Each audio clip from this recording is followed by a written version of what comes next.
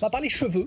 Et alors, dites-moi si j'ai raison ou pas, j'ai l'impression que mes cheveux sont moins forts ou j'en perds davantage quand arrive le froid. Ai-je tort ou raison, docteur? Avec l'hiver, vous avez l'impression que la brosse, c'est un peu une peluche quand vous la regardez, c'est ça, alors, ouais. Oui et non, parce qu'en fait, c'est un peu un mythe, mais pas tant que ça. Alors, on perd des cheveux, c'est normal, on perd 50 à 100 cheveux par jour. Vous savez, c'est un peu un cycle cellulaire, les cheveux, ça pousse, et puis ça se met en phase de repos, et puis après, ça se met en phase d'expulsion, la phase télogène, et ça, c'est normal, ce cycle cellulaire, et perdre 50 à 100 cheveux par jour. Donc, quand vous voyez sur votre brosse des cheveux, pas de panique si vous en voyez dans le lavabo, pas de panique non plus. En revanche, si vous tirez un peu comme ça et que là vous avez une touffe qui arrive, là c'est un peu plus embêtant. Et c'est vrai que l'hiver, le froid, il y a plusieurs facteurs qui vont faire que cette phase elle va s'accélérer. Le cheveu qui pousse, qui est en phase de repos, à la fin il tombe. Et le froid par exemple, c'est un facteur qui va accélérer un peu le fait que le cheveu tombe. Le chauffage, ça assèche votre cuir chevelu. Tout ça, ça participe à ce qu'il y ait moins de nutriments. Et votre cheveu, il a besoin de pousser en fait, il a besoin d'être nourri. Donc le fait qu'il y ait le chauffage, le cuir chevelu un peu irrité, un peu desséché, ça participe à cette phase un peu télogène et ça va expulser les cheveux. Et puis le dernier élément, c'est qu'on manque de luminosité. On le disait, c'est pas bon pour le moral, mais c'est pas bon pour le cheveu non plus parce que manque de lumière égale manque de vitamine D. Or, pour pousser, le cheveu, il a besoin de vitamine D. Donc c'est autant de facteurs qui font que ça peut accélérer un peu cette... exigeant le cheveu, franchement. Il est un peu... mettre un petit masque LED sur les cheveux. Alors, un petit quoi? On peut faire masque LED. Un masque LED. Un masque LED. J'ai dit quoi? Un masque LED. Ah oui, en deux mots, d'accord. Oui, non, mais on voit que l'hiver, voilà, c'est un peu des facteurs de risque qui se cumulent. Alors, on comprend les facteurs météo qui peuvent jouer, mais qu'est-ce qui vraiment fait tomber le cheveu? Vous voulez, dans l'affaire du cheveu qui part en cavale, vous voulez les 5 suspects?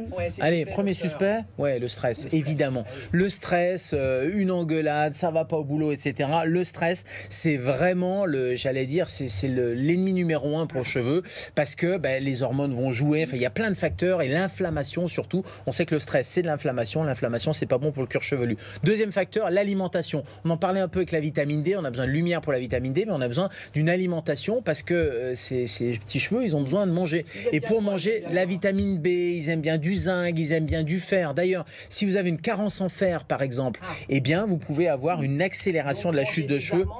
Vous pouvez manger des amandes, vous pouvez manger des lentilles, vous pouvez manger des huîtres. On va arriver dans la période des huîtres, par exemple, c'est bourré de zinc et de sélénium, ça c'est très bon pour le cheveu, et de la vitamine B aussi.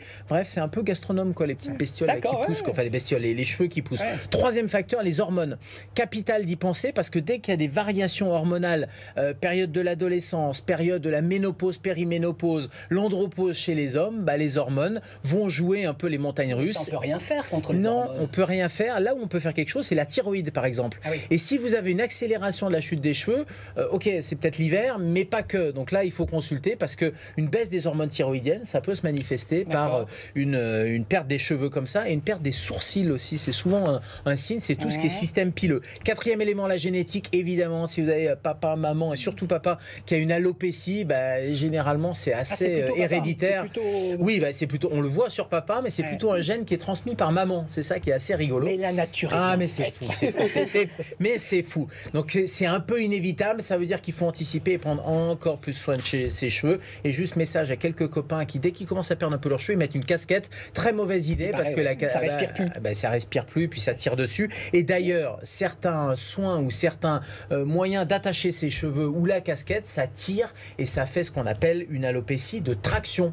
Arrête de me tirer dessus parce que sinon, les garçons qui font un peu de cheval, qui tirent fort leurs cheveux, c'est pas très bon. Les cheveux, on le comprend au bout d'un moment quand on lui tire dessus sans arrêt, qu'est-ce qu'il fait? Il lâche et il se barre et ça aggrave la calvitie. Il revient plus. Exactement. Bon, d'un mot donc docteur, conclusion. Conclusion, côté assiette, c'est important d'avoir une assiette qui est remplie de choses qui sont bonnes. Quand on dit les fruits et légumes, c'est bon pour le cœur, mais c'est bon pour les cheveux aussi. Donc ça, c'est vraiment fondamental. Gestion du stress, méditation, yoga, ce que vous voulez, mais il faut se calmer un peu côté nervosité. Et puis les soins, alors là, ça peut être des masques LED, ça peut être des soins et surtout pas des shampoings agressifs. Et des compléments alimentaires. On peut prendre des compléments alimentaires, exactement, pour booster un peu en vitamines. Qu'est-ce que vous me regardez? Mais je regarde, vous avez une belle nature de cheveux, docteur. C'est pas mal, ils sont un peu fins, mais ils bougent pas. À mon avis, croise les doigts. C'est quelle clinique?